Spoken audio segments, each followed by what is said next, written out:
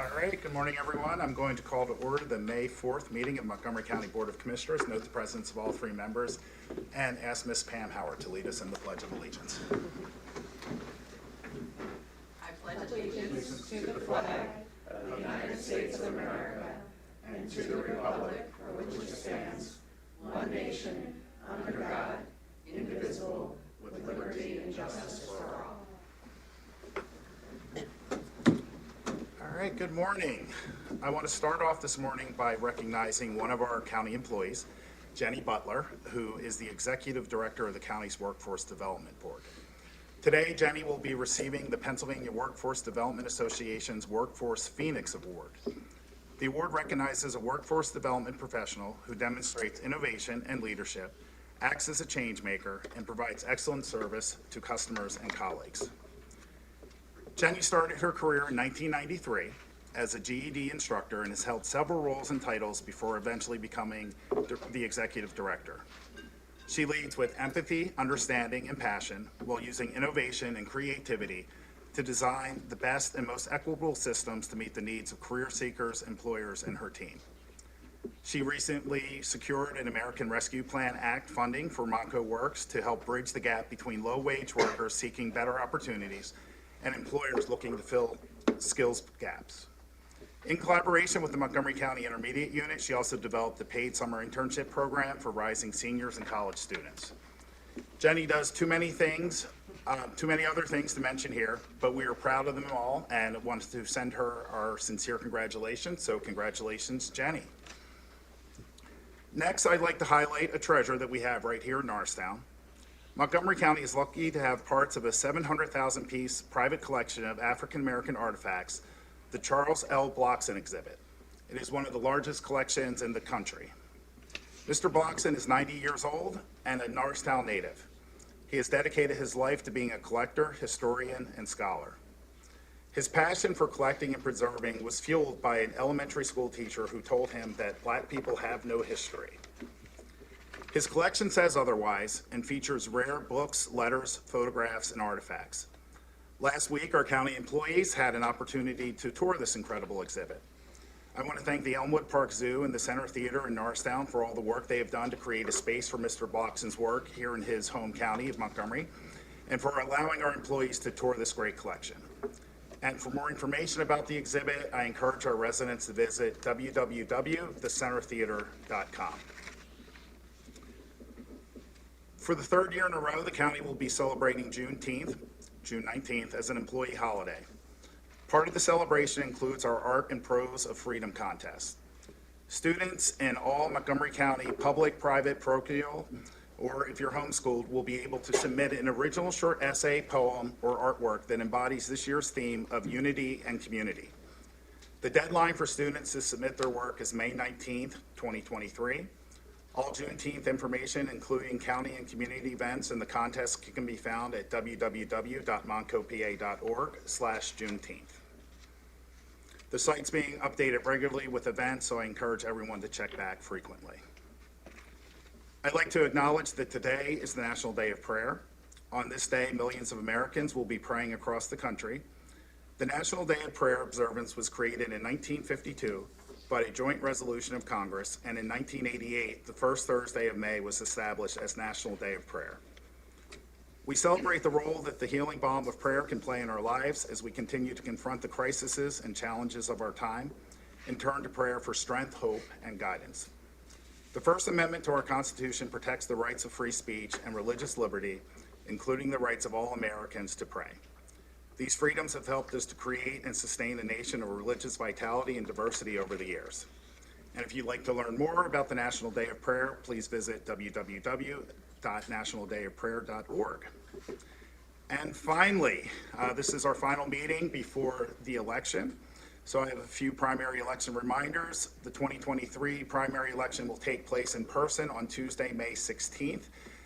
The deadline to register to vote or change your registration has passed. In this election, the following candidate roles will be on the ballot: justices for the Pennsylvania Supreme Court, Superior Court, Commonwealth, and Common Pleas Courts, as well as ministerial district judges, county commissioners, row officers, clerk of courts, controller, coroner, district attorney, prothonotary, recorder of deeds, register of wills, sheriff, treasurer, municipal officials, and school board directors. Voters have three options to cast their ballot: absentee ballot, mail-in ballot, or in person. Residents voting by absentee or mail-in ballot will need to apply again in 2023 for the primary or general elections, even if you have previously voted by absentee or mail-in ballot. The deadline to request a mail-in or absentee ballot for this election is this coming Tuesday, May 9th, 2023. You can visit the Voter Services website, www.montcopa.org/vote-by-mail, to apply online, download and print an application to mail it to Voter Services, or make a request to have an application mailed to your home. Polling locations have been finalized and are posted on the Voter Services website. Please be sure to check your polling location before going to vote. Satellite locations will have office hours this weekend and are listed on the Voter Services website under the Vote by Mail tab. No appointment is needed. Voters will be able to register to vote, apply for a mail-in ballot, complete their ballot, and turn it in. The county will have 12 secure drop-box locations throughout the county, which will be available from 8 a.m. to 8 p.m. starting this Saturday, May 6th, until May 16th. These locations are also listed on the website. Voter education staff will be present to help educate voters on proper ballot return practices. Ballots will be collected daily by the county sheriff's deputies and stored securely at the Voter Services office. Please remember that state law requires that voters can only return their own ballot, no one else's, not even their spouse or an elderly parent. And if a voter has a disability as defined by the Americans with Disabilities Act and needs assistance, they may fill out a form to authorize a designated agent to help them complete and return their ballot. Complete information about this process is located on the Voter Services website. For all information about voting this election and polling and drop-box locations, please visit www.montcopa.org/voter-services, or you can contact Voter Services at 610-278-3280. Great. Thank you. Good morning, everyone. Today I want to start my comments by recognizing this week is National Corrections Officer Week. Former President Ronald Reagan established this week in 1984 to thank correctional officers for their services and celebrate their contributions to our society. Today, I would like to recognize all the correctional officers employed with the county's correctional facility in Eagleville.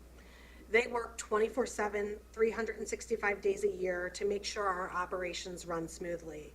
My own father served as deputy warden for the PA Department of Corrections at Greaterford and started at Eastern State Penitentiary as a corrections officer. So I can certainly appreciate, as a child, knowing the daily pressures facing our staff.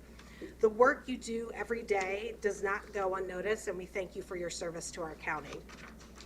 Next, I would like to also recognize that May is Asian American and Pacific Islander Heritage Month. Asian Pacific Islander Americans account for 8% of Montgomery County's population. In addition, the AAPI communities are wonderfully diverse, speaking over 10 different languages and enriching our community with unique traditions. In addition, these communities are the second largest ethnic community in Montgomery County and are the fastest growing segment of our county's population. We stand in solidarity against hate crimes and racist actions against these communities. There is no place for hate in Montgomery County. Montgomery County is stronger because of our diverse communities, and I am proud to recognize their accomplishments and contributions to our county. And those conclude my remarks, short and sweet. Okay, good morning, everyone.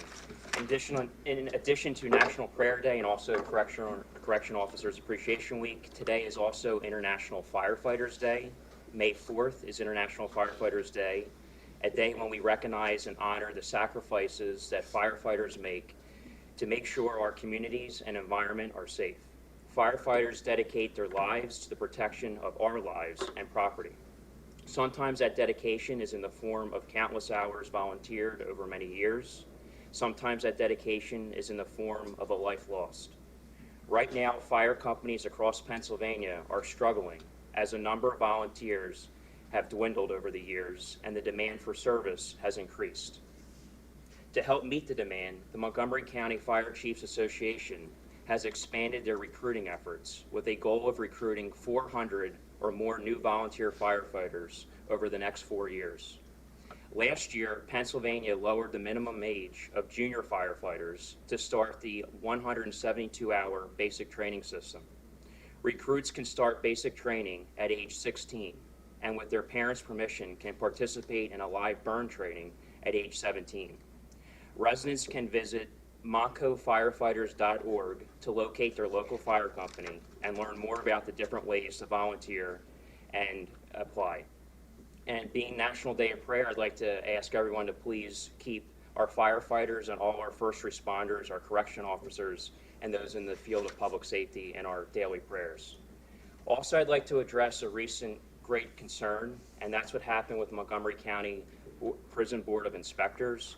In recent news, there's been a lot of coverage in recent days that a member of the prison board was arrested, and this was an appointee that I opposed last June in 2022.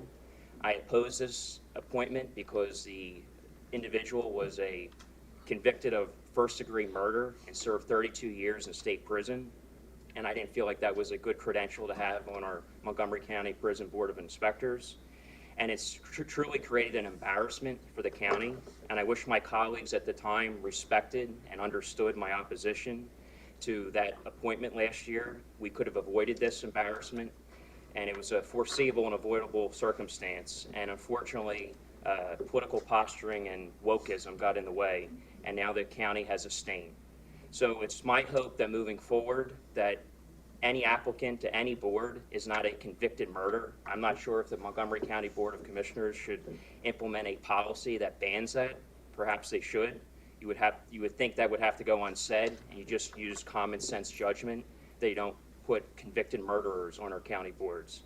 So this never sat well with me, and now it's come back to disgrace the county, and I hope moving forward that we put qualified law-abiding citizens on all our county boards. So I agree with Commissioner Gale that citizens appointed to all of our volunteer advisory boards should be law-abiding. But I do not believe that citizens who have been previously incarcerated should automatically be prohibited from serving on an advisory board.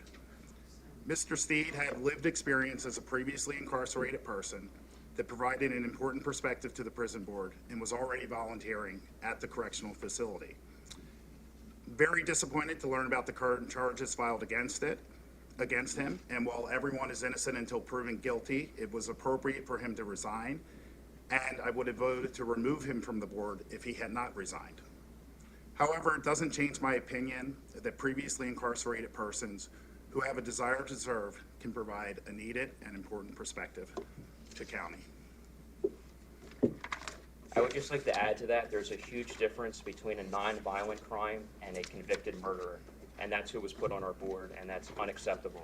And moving forward, that should never, ever happen again. We can move on now with announcements, commendations, presentations, and reports. And we'll start with Pam Howard for Mental Health Awareness Month.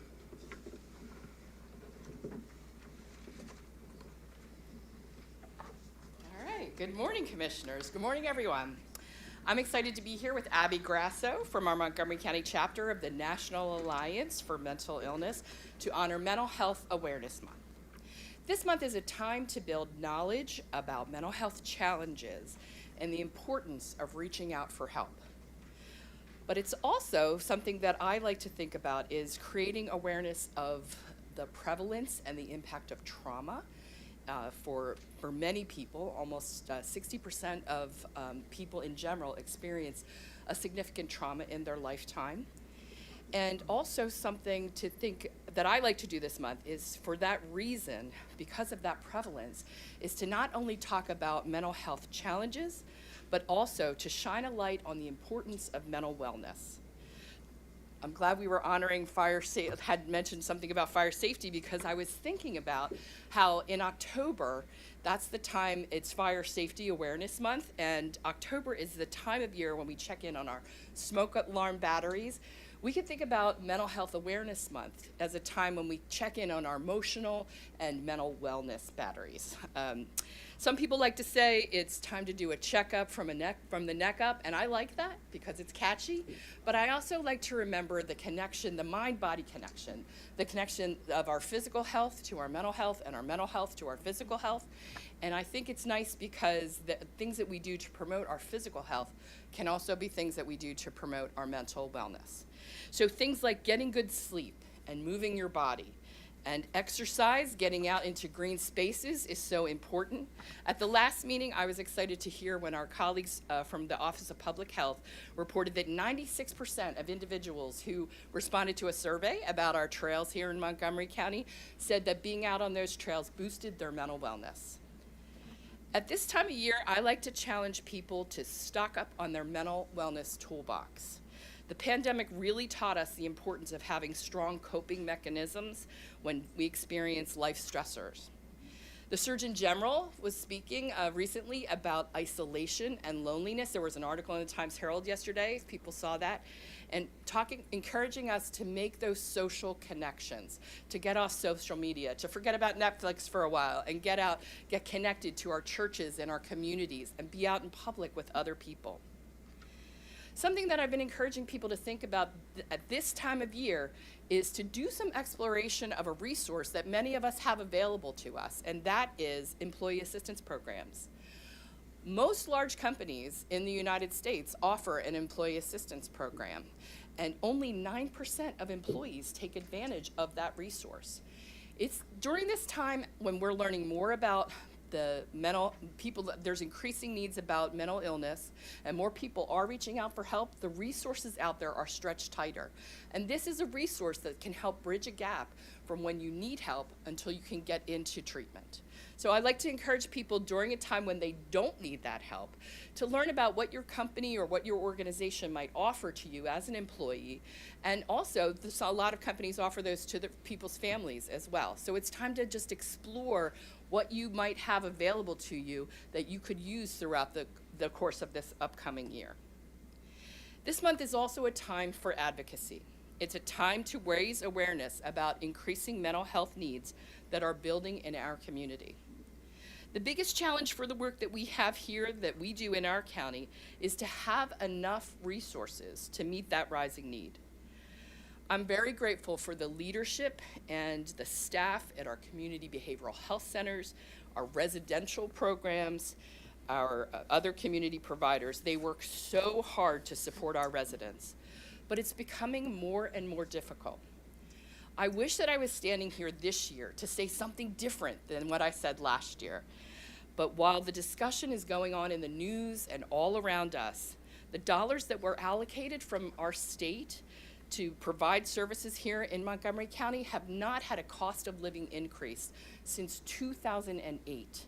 That's 15 years. Using an inflation calculator, that equates to about a 41% gap in funding. Those dollars are spent on the things that insurance does not cover. And the biggest part of what they're spent on here in Montgomery County is residential and housing services and supports for people who have the most complex needs. And after that, the biggest area that we spend those dollars on is crisis. Most people don't realize that private insurance in Pennsylvania does not cover crisis services as they exist. And if a family in Montgomery County are covered by one of the parents' private insurances, if they needed some crisis help tonight and we mobilized the mobile crisis team to go to their home, that intervention would be paid for out of the county mental health dollars, even though that family was insured. And this week is Children's Mental Health Awareness Week, and another area around which it's so important to continue to create awareness about the mental health of our kids. One of the greatest sources of information that we have about children's mental health is from children themselves. The Pennsylvania Youth Study continues to report that students in our schools are struggling. I am so pleased that last year we were able to access, through the Montgomery County Recovery Office, a $5 million American Recovery Plan Act, or ARPA, grant that we used to provide non-competitive grants to schools so that they could better address behavioral health needs of their students, and they could really work to support kids to not need higher levels of care nor need out-of-school placements. We had a tremendous response from our districts, and just last week the award letters went out. So we're really excited to partner with the schools as they implement those grants. While I do like to stress this month the importance of self-care and wellness, I want everyone to know that in Montgomery County, we find it really important to have one number to call, well, at least that's what we used to say, to have one number available so that if you were worried about someone or worried about yourself, that I like to say to people, when in doubt, reach out. We used to say one number to call. That number is our mobile crisis 24/7 number, 855-634-4673. I'm going to say it again, 855-634-4673. They're available, like I said, 24/7. But last year, across the United States, there was one number that was implemented, and that's 988. It's a little easier to remember than that other number. We're really lucky here in Montgomery County that we have a local 988 crisis lifeline provider, and that's Montgomery County Emergency Services. So the calls here in Montgomery County are answered locally, and we can get you connected. We can get you connected to the mobile crisis team. But the other thing I think to remember too is people may be vacationing this summer, and it's just nice to know that if you were at the shore or you were out west at the Grand Canyon and you needed help, that you could call that 988 number because it's a national number. So getting back to that advocacy thing, I want to introduce Abby Grasso, one of the most passionate advocates that we have here in Montgomery County, and I want to thank everybody for their time. Abby. Good morning. Commissioners, good morning, county staff, and my fellow Montgomery County residents. I love coming here in May to talk about mental health, and again, we are grateful for the opportunity. As Pam shared, my name is Abby Grasso, and I have the privilege of overseeing NAMI, the National Alliance on Mental Illness, in Montgomery County, our local affiliate.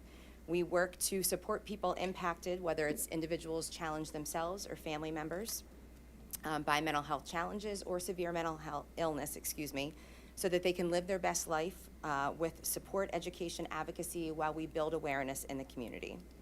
While I'm passionate about advocacy, I also like to celebrate things.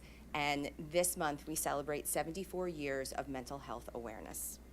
Since 1949, communities have come together to acknowledge not only the importance of mental wellness, but also the challenges that some face and how we can collectively come together to improve the services that individuals seek to find help. May is the time that we highlight the strides that have been made to promote mental health and increase our public awareness of resources, some of which Pam shared with us, and how those resources can benefit us. Most importantly, Mental Health Awareness Month is a time for us to advocate so that our system gets stronger. We in Montgomery County are lucky. I have the really kind of pleasure of knowing affiliates across the United States involved with NAMI, and some of them don't have crisis. Some of them don't have psychiatrists in their community. So when we talk about our mental health system, we still need more here, but we acknowledge that other communities need a start. And ways for us to get involved in mental health awareness are plentiful, and people can get involved in as little or as much as they're comfortable with. On Saturday, May 6th at Temple Ambler, NAMI has their biggest awareness event for mental health of the year, NAMI Walks. You can drive by the courthouse and see a beautiful green illumination. You can get involved with NAMI pop-up tables. You're not going to know where they are across the county, so be ready to meet our volunteer and outreach coordinator, Cam, who's going to be at YWCA's, at Walmart's, at other community providers to talk about mental health and give resources to people in the community. We have a stigma-free campaign with Abington Jefferson Health that you can come and sign up to be stigma-free for mental health on May 11th. May 23rd, we have our annual Community Support Program Conference and 45th Mental Health Awards for the county. And any of those that you're interested in getting involved with, you can call the NAMI office at 215-361-7784 for more information. But friends, you can just talk about mental health. You can talk to your neighbor, you can talk to your friend. You can share that you have struggled, that someone you know has struggled. Because when we have those conversations, we normalize the stigma that's associated with mental health. And mental health matters because it impacts all of us. NAMI data tells us that while 1 in 5 individuals live with a mental health challenge in a given year, 5 of 5, each one of us lives with our mental health on a daily basis.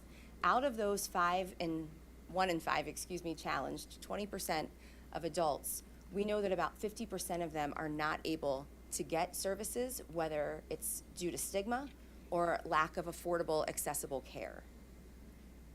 17% of our youth are struggling right now. I did some data for a presentation for a school a few weeks ago, and I was startled. I knew our kids were impacted by anxiety. Most of us may have youth that we're supporting in that way. 17% of adults, according to NAMI data, are dealing with anxiety in a given year, but that rises to 39% of our youth. It's a call to action.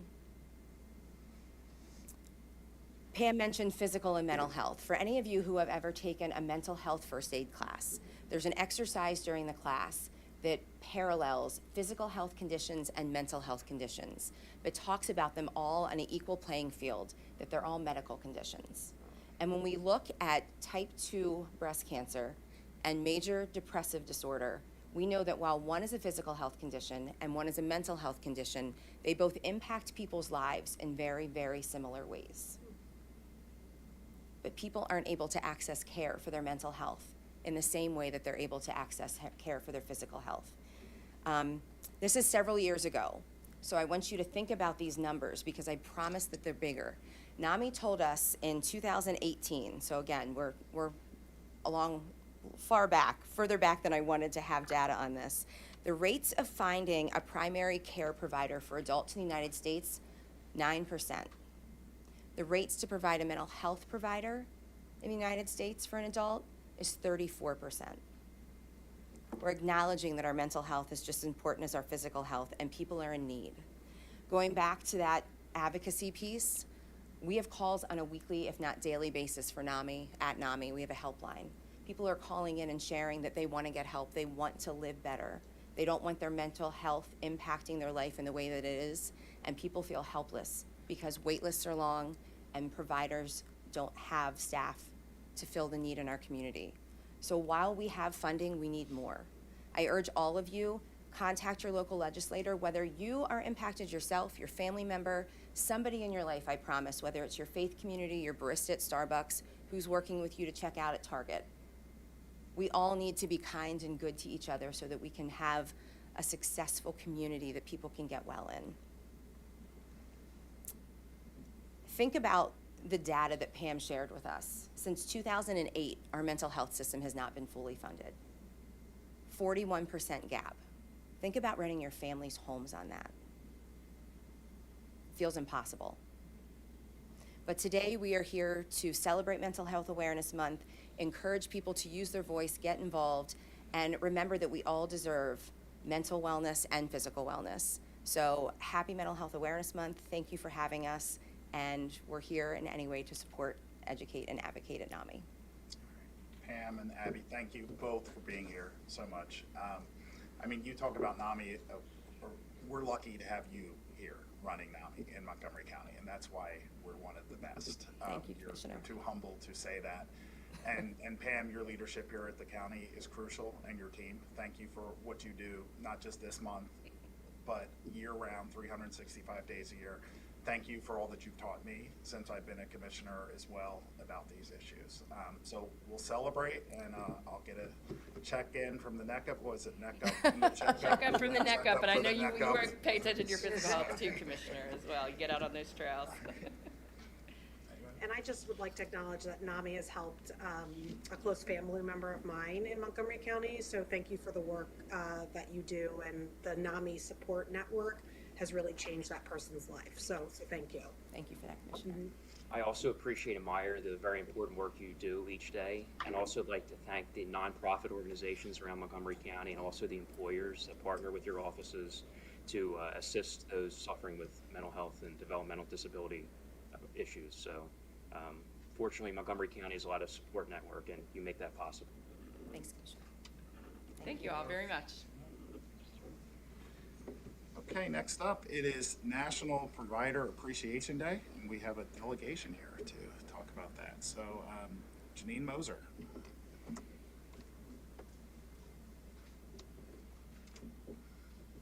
Good morning, commissioners, colleagues, and guests. Thank you for giving us the opportunity to present today in recognition of Provider Appreciation Day, which is held the Friday before Mother's Day each year, this year falling on May 12th.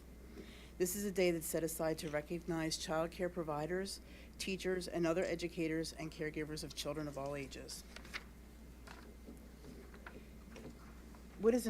So we represent the Early Learning Resource Center, and we wanted to tell you a little bit about our program and what we do, the work that we do.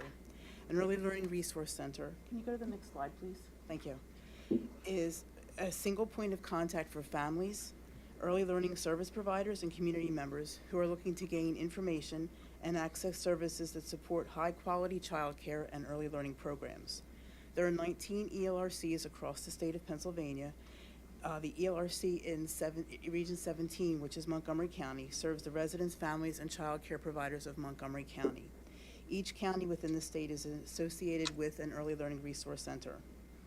The Early Learning Resource Center is divided into three main components: the subsidized child care program, known as Child Care Works, the Keystone Stars program, and resource and referral services.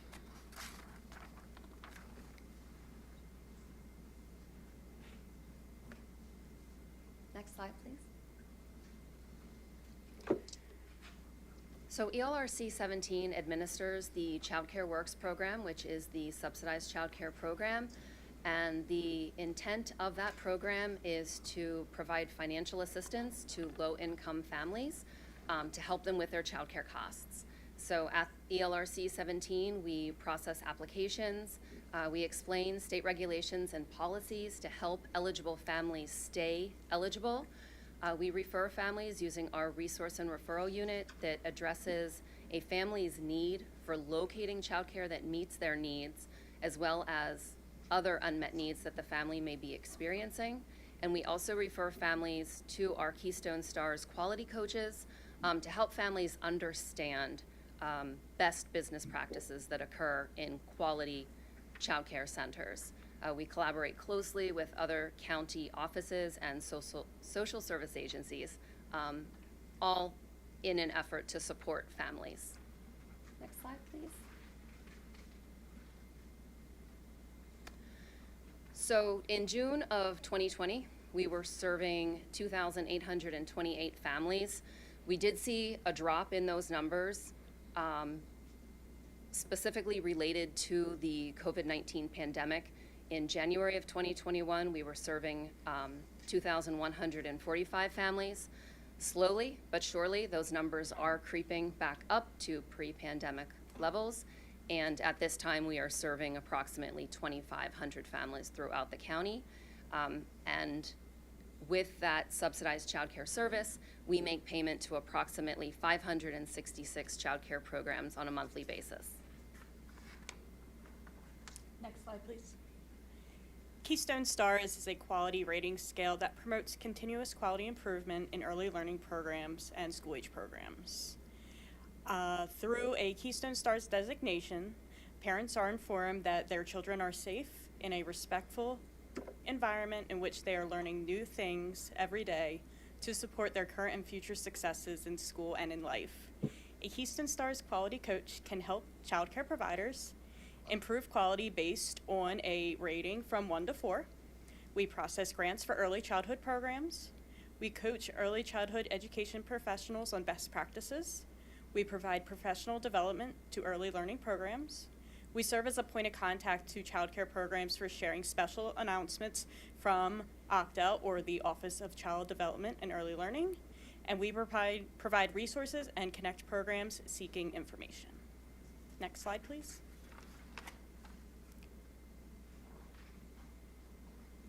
Our resource and referral staff is available to help any county resident locate childcare programs or help them make positive choices through the provision of materials and counseling and access additional resources that they would need to help their family through daily life.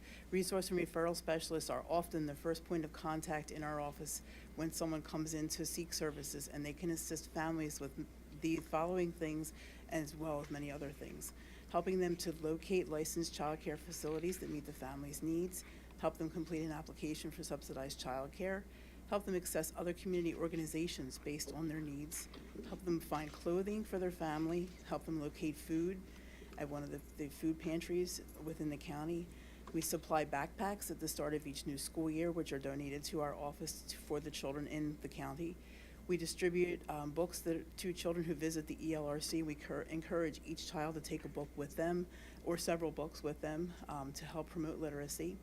We collaborate with the Montgomery County Department of Health and Human Services to help families get the resources that they need, and we participate in community events throughout the county. Next slide, please. So at ELRC 17, we also host 2 large collaborative meetings, one of which is the Local Leadership Council. It's a strategy that is used to work in an integrated and collaborative way within the early learning community across the county. The Local Leadership Council is composed with a diverse group of community stakeholders, and we really work hard to assemble and strengthen strong, clear leadership across the county by engaging several community stakeholders in the early learning agenda. Next slide, please. The second large group is the Health and Safety Regional Task Force. This was created to gather professionals in a regional collaborative effort. The task force provides coordinated, consistent health and safety related supports to early childhood education providers. The task force is composed of ELRC quality coaches, Montgomery County Office of Public Health representatives, early intervention and early intervention technical assistant coaches, Octal's Bureau of Certification representatives, and members of the infant and early childhood mental health consultants. The ELRC created the task force, informed by an assessment of the needs of child care providers in our region. The individual expertise and strengths of each task force member guides the work and the allocation of effort. Now more than ever, we need to work together to ensure that the health and safety is at the forefront of early childhood education. Next slide, please. So currently, there are 415 licensed early learning programs in Montgomery County, which includes child care centers, family child care homes, and group child care homes that are licensed by Octal's Bureau of Certification. Within these early learning programs, there's approximately 5,100 teachers, assistant teachers, and aides that work within the licensed child care programs. There are currently 54 relative providers who care for child care works eligible children in their homes. The relative providers and children are related to one another. Next slide, please. And then this is just a pie chart of Keystone Stars programs. Currently, there are 244 Star 1 programs, 48 Star 2 programs, 22 Star 3 programs, and 101 Star 4 programs. Next slide, please.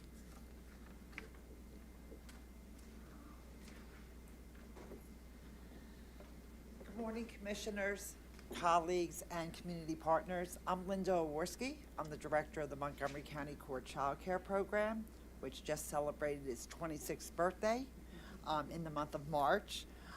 We were Pennsylvania's first child care for families with court-related business. Our goal is to have a licensed program with quality educators. A shout out Miss Ann Martin and Miss Brittany Hutt, who make my job look flawless and make me look good every single day. The program is a Keystone Star 4 center. In addition to that, we take children from anywhere from the DA's office down to jury selection. The focus and goal of this program was to always make sure that we were advocating for children, nurturing their needs in a quality means, and more importantly, creating efficiency in the courts, where parents could focus on their needs that day in court, and children could focus on their job, which is play. Next slide, please. The Court Care program is here and available each day. We are all fully licensed degreed teachers. We all have our FBI criminal history and child abuse checks. In addition to that, we are here each day from 8 to 4:30. We do provide lunch. We provide a lot of additional services to parents. That's why we're so dependent on you as community partners, because some families have no housing, some need clothing, and some that day need diapers and just bottles. And our job is to make sure that we're providing that care each and every day. I just want to remind you today, as I salute all our teacher and community partners, that each of you have the magic inside you, and it's not until you start using it that it works to make our community better. And I thank you. Next slide, because I think they're pictures of my babies. There, the court care program. Next slide. And our center. Everything that you see coming from the center was done through grants. So no money from the county was paid for it, and we got it for our quality initiatives. And we want your support to continue to send families to us so that we can protect our children's rights. Have a great day, and thank you, community partners. I just wanted to take a minute to introduce the ELR staff and the child care providers who've joined us today. You've met myself, Janine Moser, our Assistant Director, Julie Kleingunther, Maggie Johnson, who's our Keystone Stars Coordinator, Elizabeth Black, who is our Financial Budget Manager and partner with the HHS Finance and Administration Office, Mark Halsale, who's one of our Child Care Eligibility Coordinators, Teresa Paludi, who is our Technical Assistance Professional Development Coordinator, Designator, and Quality Coach. You met Linda Worski from Court Care, and we have two of our child care program providers who are with us today, Virginia Bueno, from the Director of St. Francis Early Learning Center, and Janine Booth, Director of Calvary Baptist Children's Learning Center, both located here in Norristown. Thank you for the opportunity to speak to you today. Thank you all for being here. I have one question. How is staffing at our child care centers? I know that had been an issue coming out of the pandemic, but how It was actually an issue prior to the pandemic and remains to be an issue at this time. Yeah. So the numbers that we saw with the number of teachers, that they need to be higher? Yes. And that would help more families potentially Yes, get in? a lot of the programs have wait lists, or have a wait list for children to enter into the programs because of the teaching shortage. And a lot of them have had to close classrooms because of the teaching shortage. Yeah. All right, well, thank you all for Thank being you. here. And so I just want to commend all of you for your work in early learning. I have a 3-year-old at home who goes to school, and I watch the challenges that his school faces to keep good teachers. And so I know it's a national crisis in terms of how we pay our child care providers, and we need to work to educate, advocate, and solve for how do we retain professionals in the profession, and it starts with paying them a livable wage. So I want to acknowledge that I've been watching that as a new mom and the revolving door leaving my son's school. So I'm a partner here with you. Any ideas that you have, feel free to share them with me. Thank you, Commissioner. And Montgomery County is a very large populated county, as you all know, so these services are in high demand, and I admire and appreciate all the work you do to make these services a reality and possible. And Linda, I'd like to thank you for the artwork and thank you notes that come through the inter-office mail system from Court Care to the Commissioner's office. I always get a kick out of it. I like it. A lot of artwork happening down there. But thank you all. Thank you, Commissioner. Thank you all. All right, we will now move on to public comments on matters appearing on the agenda. We'll start with public comment in the room on matters appearing on the agenda. Our first person that we have is Jenny Weimer-Schneider. Mine's a general comment, so. Is it? Okay. Pauline Braccio from the town of Minster.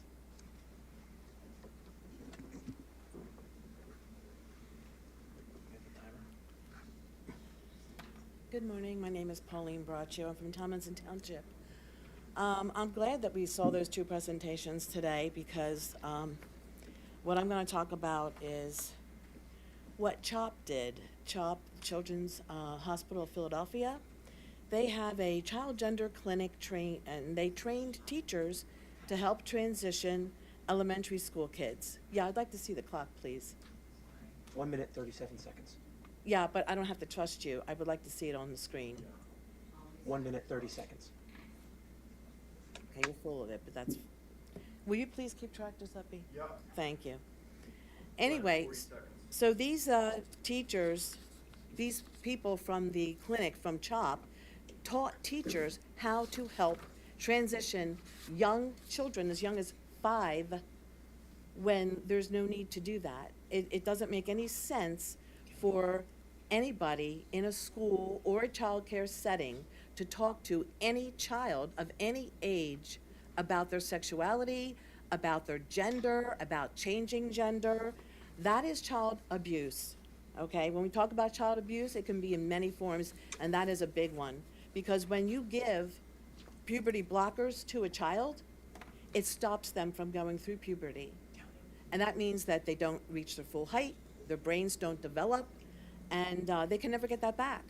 Some of them are going through surgery. They will remove breasts from children, from girls, and add them to boys. So they're like half and half. These pronoun things, what they turn out to be is an it. Because anybody who goes through this process, starting with puberty blockers, they can never really develop into a male or a female. You can't change XX to XY. You can't change XY to XX. So as adults, they do not have any reproductive capabilities. They don't have any sexual capabilities. They are stunted in their Ms. Braccio, growth. Your 2 minutes are up. Okay, thank you. I hope you mental health people are listening.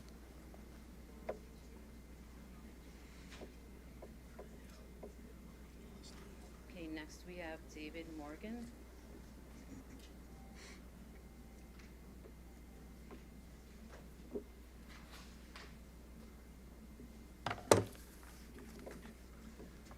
David Morgan from Ambler. I notice in the spending, we have on category K, $1 million, $1.47 million for consulting. And I hope that all the measures have been made to keep it a streamlined cost as low as possible, as well as the K3 about the Trail Junction at $82,000. I think my concern lately has been about the spending, such that I submitted an open records request to ask how much has been spent on the capital improvement budget for the county campus plan, and I did not get an answer from that. I could not locate a document after talking with county officials about how much is spent of our tax money, and I asked basic questions each year, and that was not able to be answered. So I have now drawn up here a list of the data based on the budgets, and assuming every penny is spent of each year's budget, we have 2020, 32 million, 2021, 51 million. Here in 2021, in a special meeting of August 19th, it's in the minutes, you can find that 232 million was spent in one meeting. So that means it went over that budget of 51 million by $181 million in that one meeting.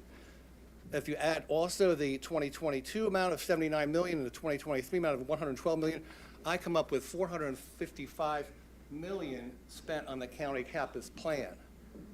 Notice that red mark for that special meeting that happened when many of us were on vacation. Then if you look at the future for the budgets, you have that add 89 million in 2024, 69 million, 34 million, up to 2027. So we have 207 million additional to 455 million, resulting in this Mr. Morgan, your 2 project being minutes are up. $662 million. Mr. Morgan, your 2 minutes are up. Mr. Morgan, your 2 minutes are up. Please sit down.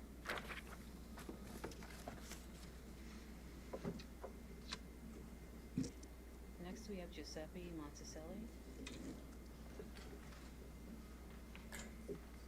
Giuseppe Monticelli, Conshohocken, Springfield. It's going to be J3, 7, and 8. J3 is going to be a bid for painting at the public safety training campus. I unfortunately don't have the business card on me at the second, but I'm just going to say right here and out front. When we get to this, I better not be seeing an outside local company from Delaware or New Jersey. This better be a local schmo that is local, family run, independent, like,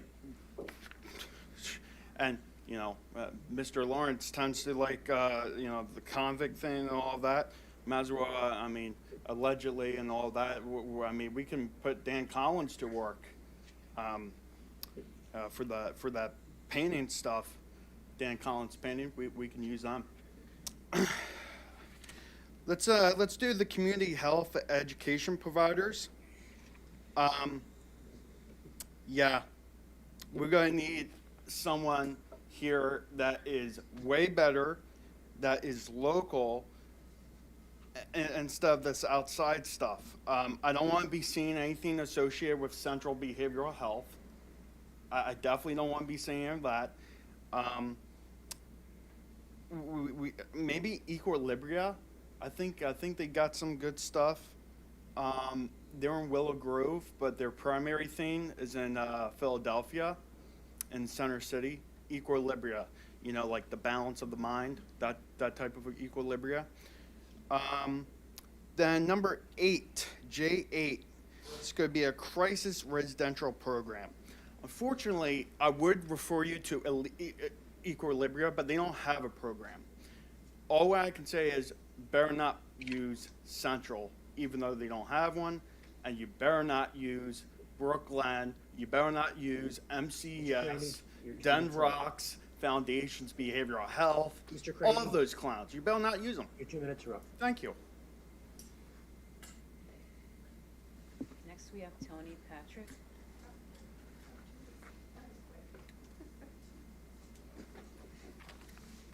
Tony Patrick, Upper Providence Township. And I was trying to find you guys on the agenda easily on the internet. It's not easily found. I printed out one page and left it at home. Your front cover that says, you know, where your agenda was, and the only thing that was on the agenda was our the guidelines for us as residents here. So we have over 800,000 in our population here in Montgomery County, and this is all that shows up. It's pretty sad. Well, I'm talking about the budget on J8. Well, I'm pretty sure it's all of J with our human services and infrastructure. I pulled up your budget on page 3. There's nothing for the Veterans Affairs. It's blank. When you go to page 5, you have 715,000 on there. Where do the discrepancies come from? People putting these in here for how much money you're spending on the different amounts here. All of the mental health that I starred was child and youth, daycare, drug and alcohol programs, early intervention, juvenile protection, mental health. That comes to a total of $1.8 billion come from this county. But on the senior citizens, they get half of what the children and youth get. They get 16 million. You guys checking out, like, is the veterans part of the mental health?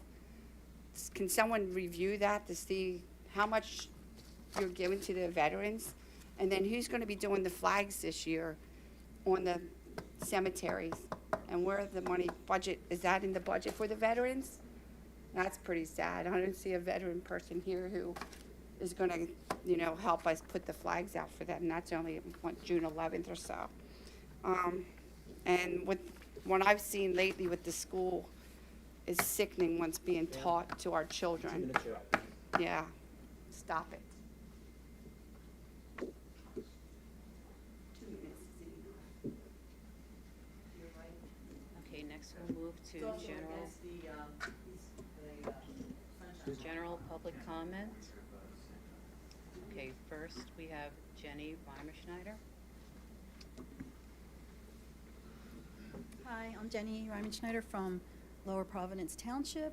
I want to thank the mental health people for being here. They mentioned trauma, isolation, and loneliness. All 3 of those things were brought upon my mother by this county 17 months ago on the steps of this very building.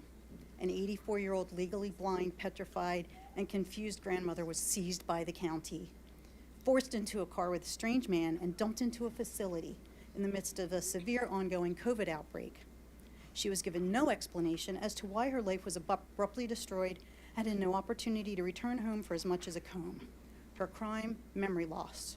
Her life was stolen, she was isolated, she was forbidden to leave the facility for family gatherings or even essential appointments.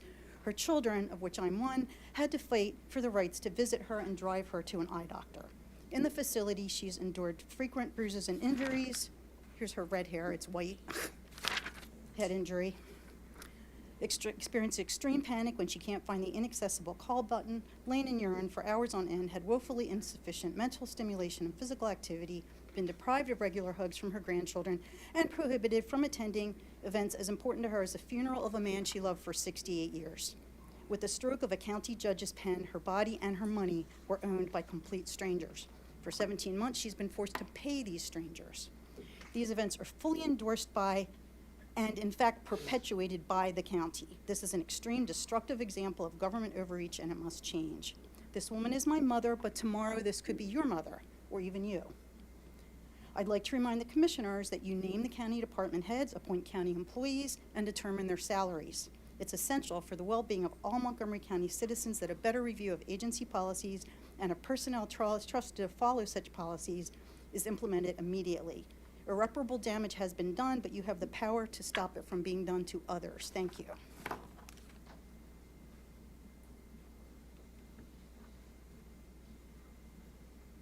Next, we have Pauline Braccio.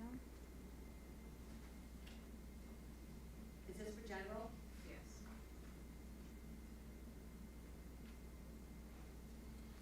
Pauline Braccio, Tummenson Township.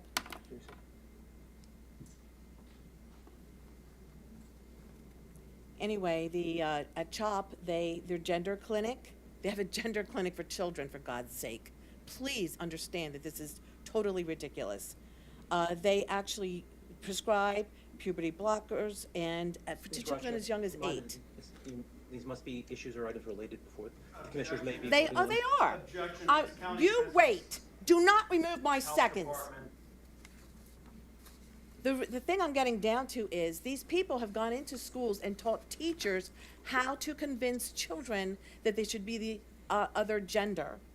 This and the trainings designed for mental health providers taught that someone's transgender status is confidential and should not be disclosed unless the individual gives permission to do so. That means these children are told, don't tell your parents what we're doing. Don't tell your parents what we're talking about. Children have been given puberty blockers against their parents' wishes because the parents don't even know that it's happening. You have 30 seconds and you have yet to tie this into any county business. Please tie this into county business. Okay, the school districts are in the county, and it's happening in the school county districts. commissioners do not We have talked any about control masks over it. in February, so therefore this is We've had this also. conversation many times. The school, if you have issues with the school districts, you may bring Yes, them and to the I've done local that. It school gets us boards. nowhere. They tell us to go to the county, so here I am at the county. Ms. Braccio. Stop You do not have interrupting comments me. Ms. Braccio, if you do not have comments that are related to issues or items with. They are related to issues of the county because the schools It are in is the not county. These are item for the children county. who are residents in the county. Ms. Braccio. Jamila, I understand you have a young child. All of you except for Joe have children. Do you want strangers, teachers are strangers to your children, do you want them telling your children that they should be the opposite gender? Do you want your children to become a non-human being as an adult? Braccio, you've been asked numerous times. Please keep your comments. Something limited has to be issues done or about items this. You before need the to talk to the commissioners. school boards, you need to talk to the superintendents, Braccio, you're 2 you have minutes to up. do your job. And of course, he's gonna go for a Mr. convict, Braccio, even though he please was sit never down. I don't have convicted, he security is a custodian. felon. He's a rapist. And by the way, Ms. Mr. Braccio. Election, 2 minutes are up. Come on. the polls open at 7, not 8. Next, we have Hung Will.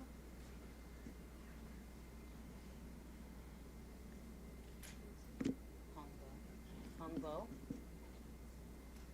Okay, next. Oh, this is for interim. Excuse me, sir. Did you have public comment? No? Okay. Okay, next we have David Morgan.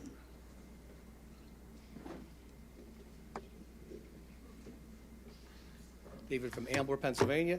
I was out of state, but heard about the Montclair Mamas presentation last meeting. It's really commendable that you're having that going on.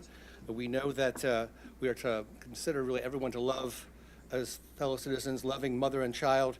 The unborn child is at 4 weeks, has heartbeat, 8 weeks, fingers and toes, 12 weeks fully formed. These dear ones need to be really encouraged towards birth. And abortion, though, is not reproductive in terms of reproductive rights, because abortion is unnatural and destructive. not reproductive. Everyone should be able to breathe, grow, marry, have children. That's reproductive rights. When you have a transsexual situation, then if a child becomes sterilized, Morgan? the right of production is not Morgan, that's happening. not Monco Mamas. And 8, Momka Mamas. Monco Mamas. Right. Just related to these children that are growing up, 85% generally, and after adolescence, revert to their normal sex. In terms of Monco Mama, supporting that and adoption, that's a wonderful thing that we also have happening in the county. So also, I think that the nature of the literature students read to help them be effective citizens from even the beginning, like we had the child care, literature which is not excessively explicit, which I've heard talk about lately, but involving the parents, having friendship and positive results. I just saw an example of a Good Samaritan happening situation where someone didn't have bus money today. They had gotten a bus because a Good Samaritan helped them out. These type of positive things we should be learning about in school. And to celebrate life, we have just the goal of just encouraging that and healthy outcomes for birth. I just like to focus on that because sometimes these issues come up in the election. So I'm keeping the elections now to the National Day of Prayer in my prayers.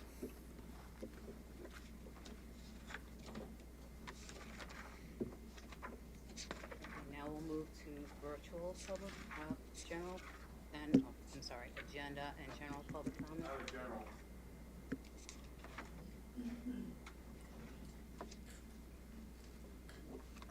General public comment, Giuseppe Monticelli, Conshohocken, and Springfield. Hey, so this is gonna be a good one, guys, real good one. I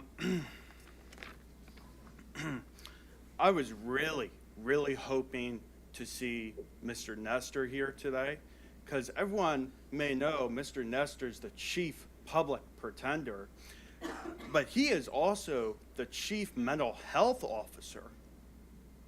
Most people don't know, with a stroke of a pen, Mr. Nestor can lock you away at MCES on a word of a grudge of a police officer or a physician.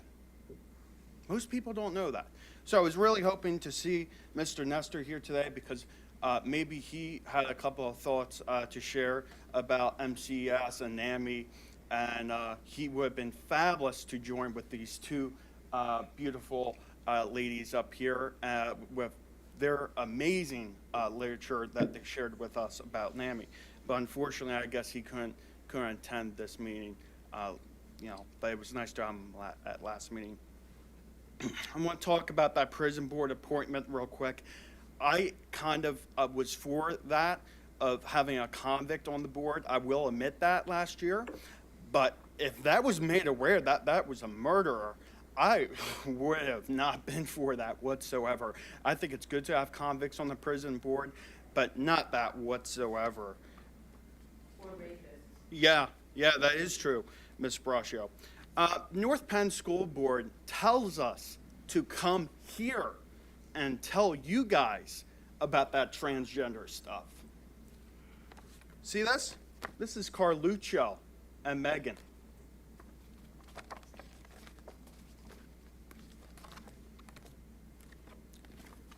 I get to see them, and I also get to see Miss Weiner on YouTube with ads. I just want to let you know. I'd like to ask security to come up and ask you to Your sit down. promise with extremist and all that, you already broke that extremist. Mr. Craney? I asked that. Giuseppe. Yeah. I asked that you go ahead and resign, Mr. I'm going Lawrence. to make a motion to recess the meeting. Is there a second? I'll second that. We're going to recess and gather and talk. Robbie, can you come back, please? Second.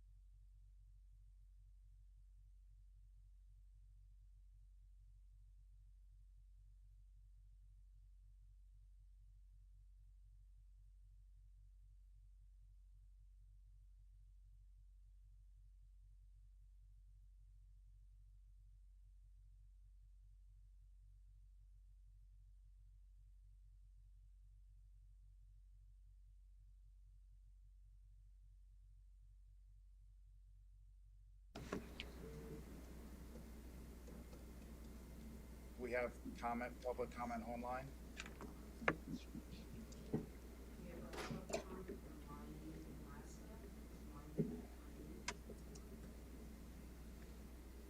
Yes, can you hear me? Hello, can you hear me?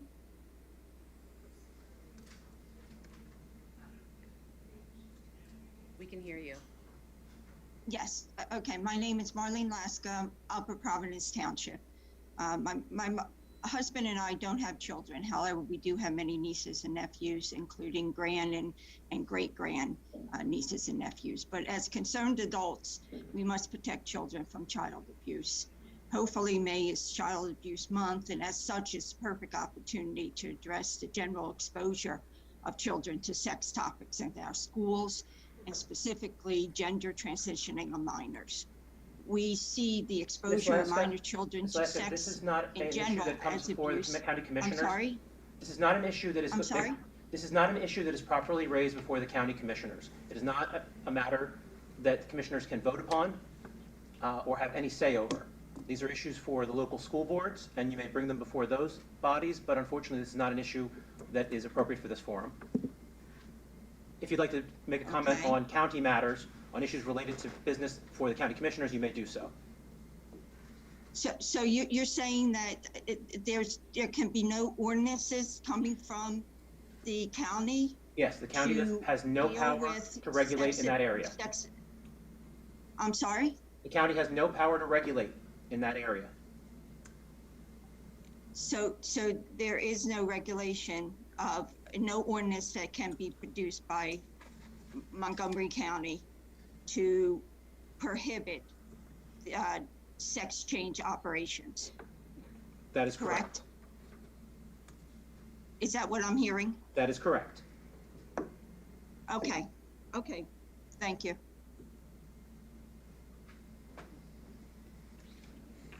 Next, we have Jean White. Jean, you can unmute yourself. Can you hear me? Yes. My name is Jean White. I'm Montgomery Township. On mental health, the issues caused by child abuse and distribution of pornographic materials to minors in the Montco school districts. Children are being abused in our educational system. In October 2022, Senator I do not know if you heard. Senate Bill Ms. White, I have to stop you there. 996 PA Parental Rights Bill.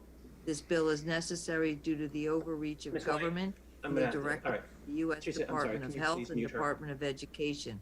This bill acknowledges the fund. We'll move on.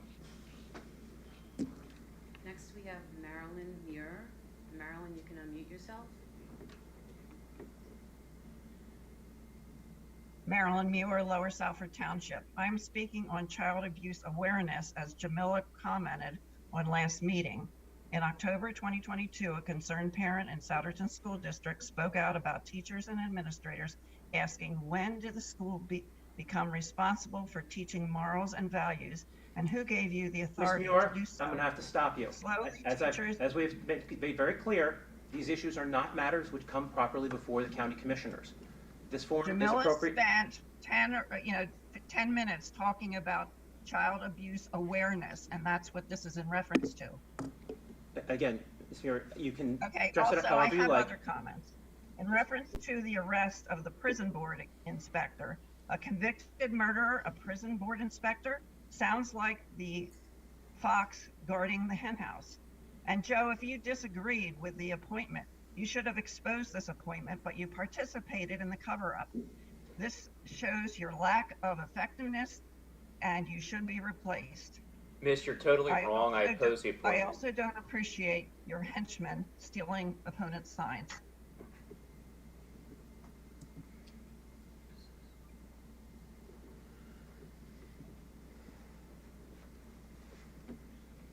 Next, we have Kurt Stein.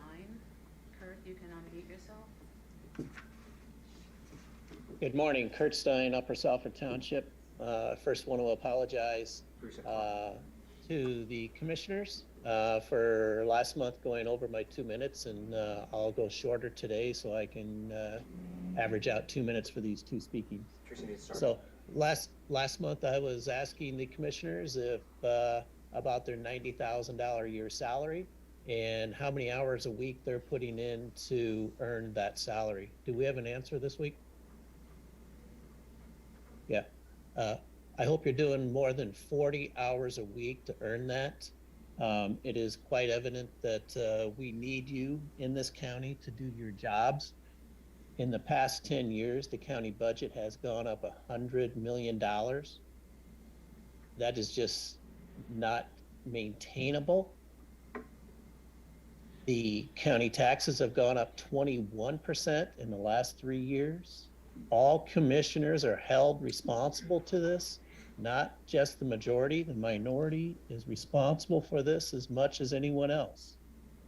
There's a 12% salary hike next year. All the commissioners will be making over $100,000 a year. The minority commissioner says he's not taking the increase. I think the minority commissioner, if he gets elected, which I hope he doesn't even take a salary. And then we'll see how much he really wants to stand by what he says. If you are responsible for overseeing the county, how come so many county departments have a backlog of work? Why is this happening? I don't think there's proper oversight by the commissioners. Commissioner Gale voted no to the new courthouse and the spending. Yet last week or last month, there were amendments made to the spending in large amounts, and there was nothing said. I voted no.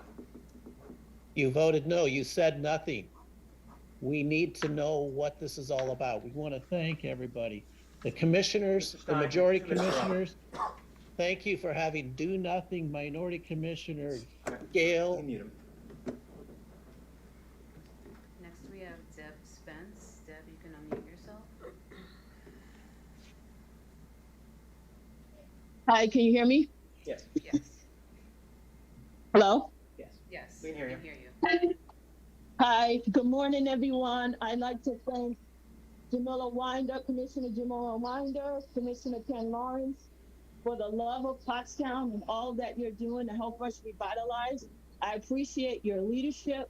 I love what you're doing with the homelessness task force, and I love what you're doing to help stop the crime in our area. I appreciate you coming out here on a regular basis. I appreciate the support that you give us as small business owners. I appreciate the love you have for those on the margins of society. I love that you're investing more in mental health. I think that is really important. People shouldn't have to wait 2 years to get an appointment. I appreciate that there's funds going into that. I would like to ask if the Pottstown Borough is getting county funds. Could that be, could there be a Black person that works at the borough, right? There's no one there that's a person of color that works inside the borough. The boards are mostly Spence, unfortunately, that's not a county issue. I have to ask you to keep your comments limited to issues or items before the commissioners. Okay, all right, well, does the county give money to Pottstown? I don't know that the county gives money directly to Pottstown for personnel matters, which is what the issue that you're raising. Okay. All right. Well, if the county gives money to Pottstown, I mean, there is a budget for municipalities, correct? There's a budget that may include projects in various municipalities. Okay. Well, do they have to, are there any standards and who's hired, the mixture of who's hired? Well, Ms. Spence, your 2 minutes are up, but somebody from the county would be happy to contact you to try to explain that situation to you. Okay, I appreciate that so much. Anyway, thank you.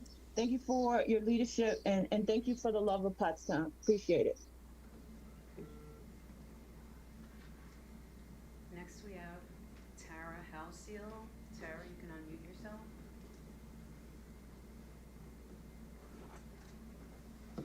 Tara? Yes, good morning. This is Tara Halseal from Lower Pottsgrove. Houseal. I would like to say good morning to you guys. Thank you for recognizing that it is the National Day of Prayer.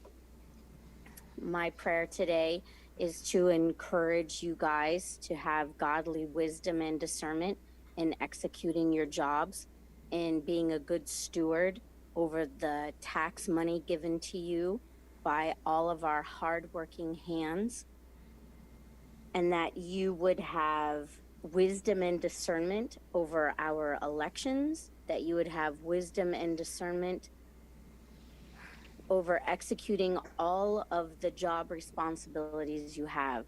Thank you very much for taking this on. I would like to tell you, thank you for having public comments. I was not able to attend last month. There was no parking for me.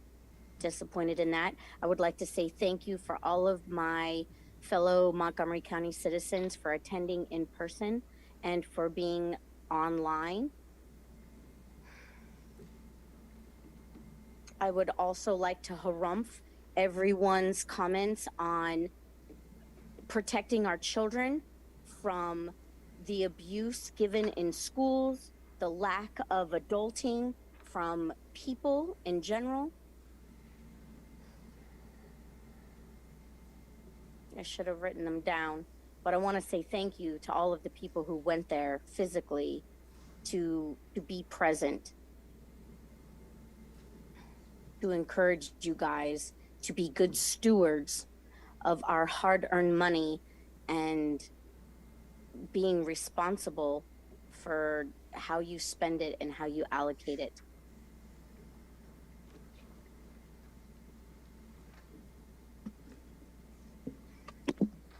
There's no one else for virtual public comment. All right.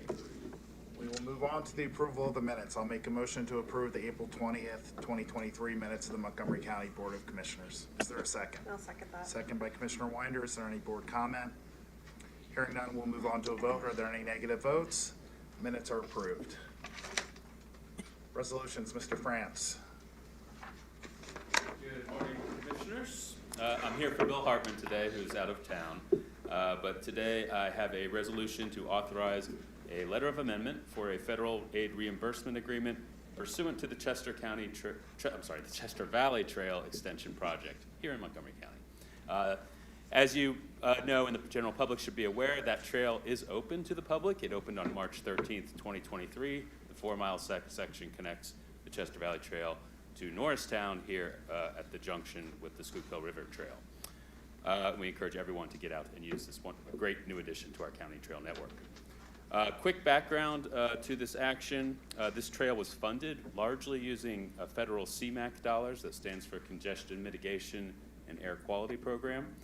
That program pays 100% of the construction costs and 80% of the right-of-way acquisition costs.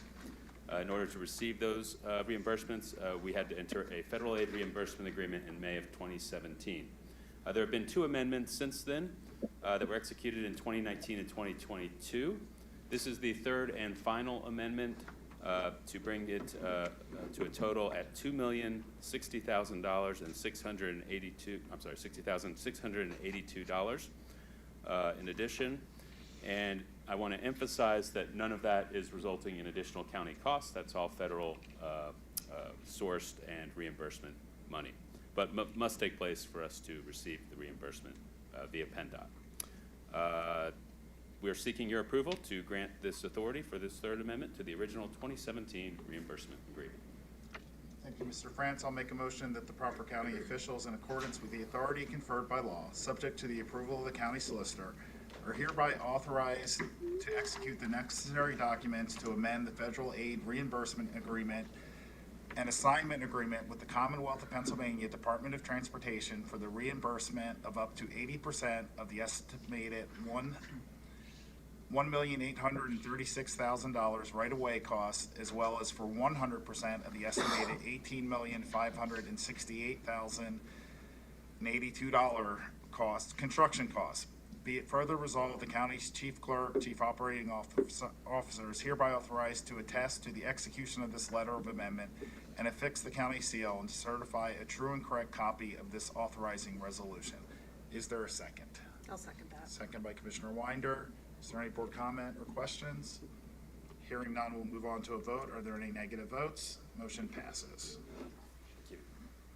Ms. Richmond, establishment of the Advisory Council for Equity and appointment of members. Good morning, Commissioners. For your consideration, I present the Montgomery County Advisory Council for Equity and its inaugural membership. The Advisory Council for Equity will offer community-driven insights to the Chief of Diversity, Equity, and Inclusion to ensure integration of equity and belonging in the county's mission, operations, strategies, and business objectives. The Advisory Council for Equity will also advocate on behalf of county residents regarding issues, concerns, and needs related to diversity, equity, inclusion, and belonging. Appointees to the Advisory Council for Equity are comprised of volunteer members, a cross-county cohort of stakeholders from various communities, businesses, and organizations throughout Montgomery County. They represent various areas including race, age, gender, sexual orientation, religion, people with disabilities, veteran status, and various other dimensions of diversity to address the needs of our workforce and community. This is all in an effort to support the county as the county continues to leverage and build upon the resources, talents, strengths, and opportunities available to our community. Thank you for your consideration. I will make a motion that the proper county officials, in accordance with the authority conferred by law, subject to the approval of the county solicitor, hereby establish the Montgomery County Advisory Council for Equity. Be it further resolved that the following members are appointed to the Montgomery County Advisory Council for Equity to serve terms that begin immediately and expire on May 4th, 2024. Is there a second? I'll second that. Second by Commissioner Winder. Any questions or comments? All right, hearing none, we'll move on to a vote. Are there any negative votes? I'm a negative vote. All right, motion passes 2-1. Thank you. Thank you.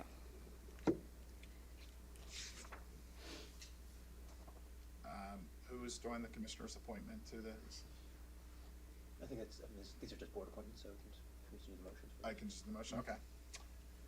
We have appointments to the Montgomery County Citizens Advisory Committee for the Office of Children and Youth. I will make a motion to appoint Adrian Kavanaugh and Mary Lou Dougherty to the Montgomery County Citizen Advisory Committee for the Office of Children and Youth for a term to begin immediately and to expire on May 4th, 2027, and to serve at the pleasure of the county commissioners and in accordance with the currently duly adopted bylaws. Is there a second? I'll second that. Second by Commissioner Winder.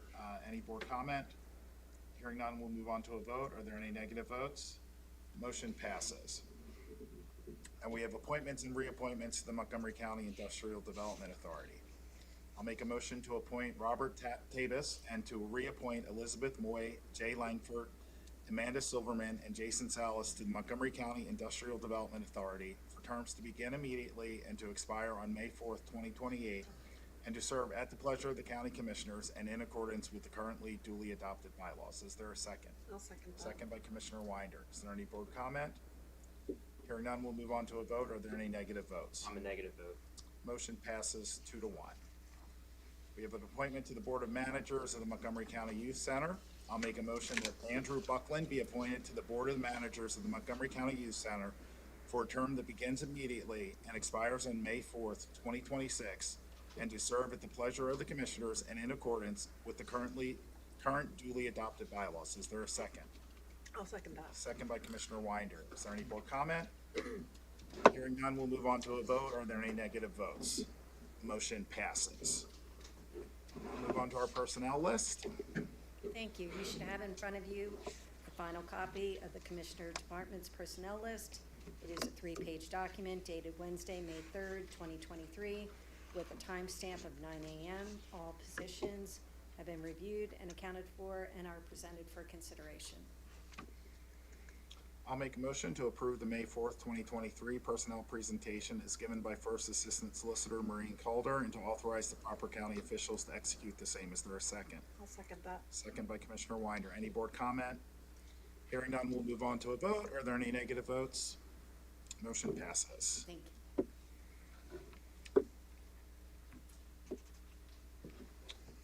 Now on advertisements of bids and RFPs. Yes. One, we have a bid on behalf of Assets and Infrastructure for septic tank pumping services. The successful responder will provide septic tank pumping services for the parks, historic sites, and roads and bridges divisions. Contract will be awarded to the lowest responsible bidder. Two, bid on behalf of Assets and Infrastructure for parking lot paving and repainting services at the Eagleville campus.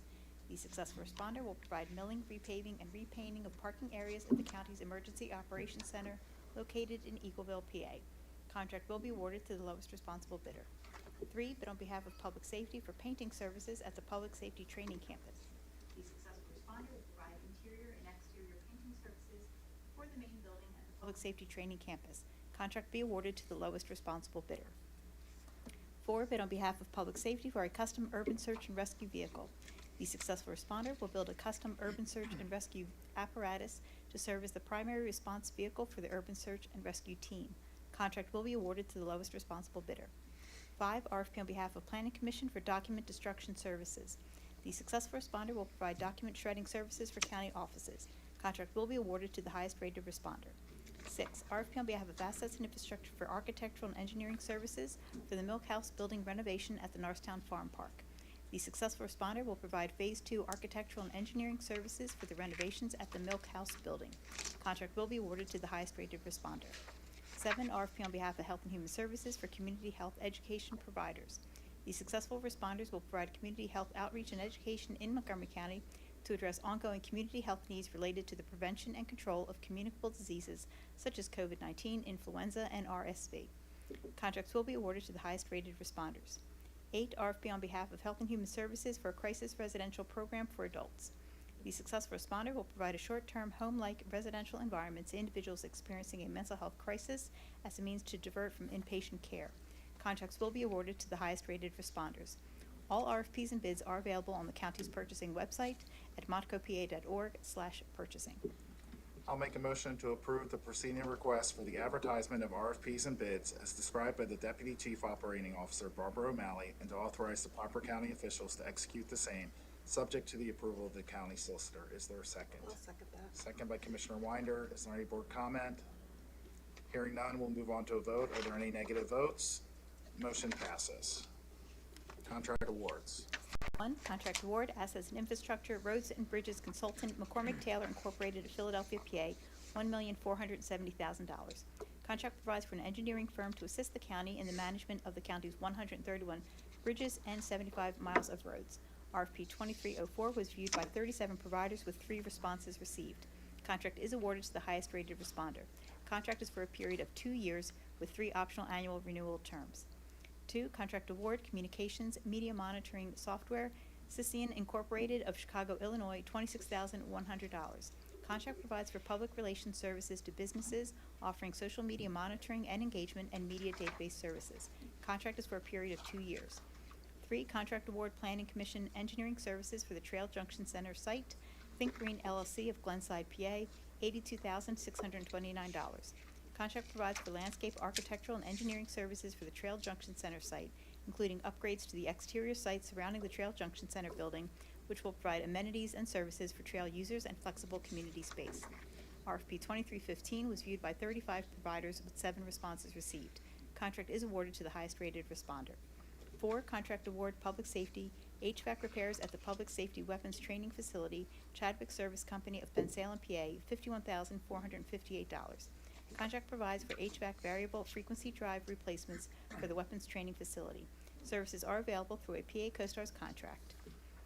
5, contract award, Public Safety audiovisual upgrade for Emergency Medical Services Division, Lera Corporation of Norristown, PA, $34,963.18. Contract provides for an upgrade to the Emergency Medical Services classroom audiovisual equipment at the Public Safety Training Campus. Services are available through a PA CoStarz contract. 6, contract award, Public Safety Employee Time Management Software, Informer Systems LLC of San Jose, California, $23,077.50. Contract provides for employee time management software for use by emergency communications. Software is proprietary. Contract term is for the period of May 1, 2023 to April 30, 2024. 7, contract award purchasing. Office supplies, Staples Contract and Commercial Incorporated of Framingham, Massachusetts, not to exceed $145,000. Contract provides for a limited list of office supplies available through an online ordering system for use by all county offices. Contract is available through a Sourcewell cooperative contract. Contract is valid for a 1-year period. 8, contract award rolling stock vehicle, assets and infrastructure, Whitmore Auto Group of Mountjoy, PA, $47,750. Contract provides for 2023 Chevrolet Silverado for parks, trails, and historic sites. Vehicle is available through a PA CoStars contract. 9, contract renewal finance, financial services, PFM Financial Advisors, LLC of Philadelphia, PA. Contract provides for public finance financial advisor services for the county. Contract also provides for assistance with all facets of debt issuance, financings, and restructuring of county's debt portfolio. This is the first of 3 optional annual renewal terms. 10, contract amendment, Information and Technology Solutions Consultant, Infor US of Alpharetta, Georgia, $15,954.25. The original contract provides for consultant services required to implement an integrated P-card system within the current Infor Cloud Suite financial system. Amendment provides for the addition of approval flow design services and required system redesign services for the Infor test system. 11, contract amendment, Assets and Infrastructure, Engineering Bridge number 177 in Norristown, RK&K of King of Prussia, PA, $20,220.80. Original contract provided for an engineering firm to perform the required engineering, environmental permitting, and construction consultation for the replacement of County Bridge 177, Sturgis Street over branch of Stony Creek in the borough of Norristown. Amendment provides for additional construction reviews as a result of completing construction in 1 phase and the 3 phases it was designed for, requiring additional shop drawings and plan revision, including addition of a pedestrian bridge added to the scope to maintain the pedestrian traffic along Sturgis Street. Amendment also provides for a time extension of the contract through December 31, 2023. There are also 5 contract renewals and 3 amendments for health and human services. Providers and services are listed at the end of the agenda and the back of the room. I'll make a motion to approve the preceding awards of contract as described by the Deputy Chief Operating Officer, Barbara O'Malley, and to authorize the proper county officials to execute the same, subject to the approval of the county solicitor. Is there a second? I'll second that. Any board comment? Hearing none, we'll move on to a vote. Any negative votes? Motion passes.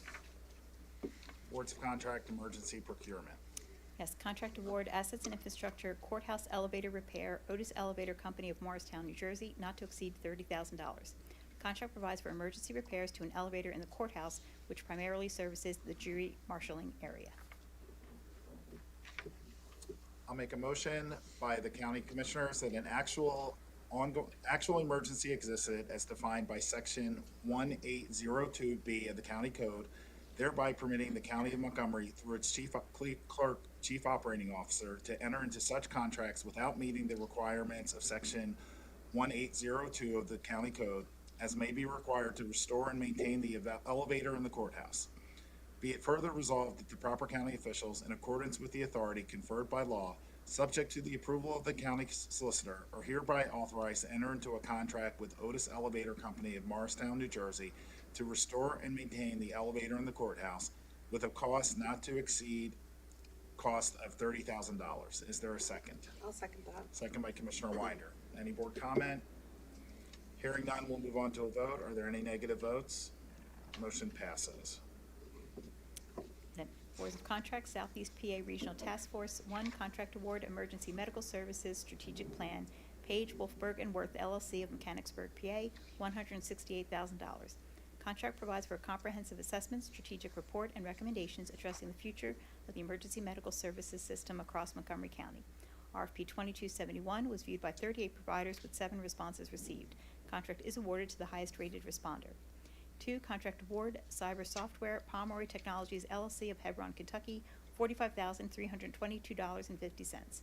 Contract provides for the renewal of 750 mobile data devices licenses with support for Delaware County. Software is available through a PA CoStars contract. 3, contract award, Surveillance Equipment, Stratmont Group of Bryan, Texas, $30,000. Contract provides for a portable security camera surveillance trailer for Bucks County. Equipment is proprietary. I'll make a motion to approve the preceding awards of contract on behalf of the Southeast PA Regional Task Force as described by the Deputy Chief Operating Officer, Barbara O'Malley, and to authorize the proper county officials to execute the same, subject to the approval of the county solicitor. Is there a second? I'll second that. Second by Commissioner Winder. Any board comment? Hearing none, we'll move on to a vote. Are there any negative votes? Motion passes. Any closing commissioner comments? All right, I'll announce our upcoming meeting dates. We have a Board of Commissioners meeting on May 18th, 2023. And there's also an election board meeting on Friday, May 12th at 2 p.m. I'll make a motion to adjourn the May 4th, 2023 meeting of the Montgomery County Board of Commissioners. Is there a second? I'll second that. All right, any board comment? Hearing none, we'll move on to a vote. Any negative votes? Meeting is adjourned. And we will move into salary board. Welcome Controller Sanchez to the dais.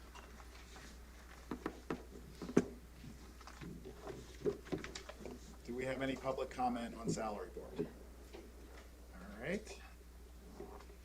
Good Ms. morning, Calder. members of Salary Board. You should have in front of you the final copy of the Salary Board list. It is a 3-page document dated Wednesday, May 3rd, 2023, with a timestamp of 9:00 a.m. All positions have been reviewed and accounted for and are presented for Salary Board consideration. I'll take a motion to approve the May 4th, 2023 salary board presentation as given by First Assistant Solicitor Maureen Calder and to authorize the proper county officials to execute the same. So moved. Moved by Controller Sanchez. Is there a second? I'll second that. Second by Commissioner Winder. Is there any board comment? Hearing none, we'll move on to a vote. Are there any negative votes? Motion passes. Is there a motion to adjourn the May 4th, 2023 meeting of the Montgomery County Salary Board? So moved. Moved by Controller Sanchez. Is there a second? I'll second that. Second by Commissioner Winder. Is there any board comment? Hearing none, we'll move on to a vote. Are there any negative votes? Meeting is adjourned.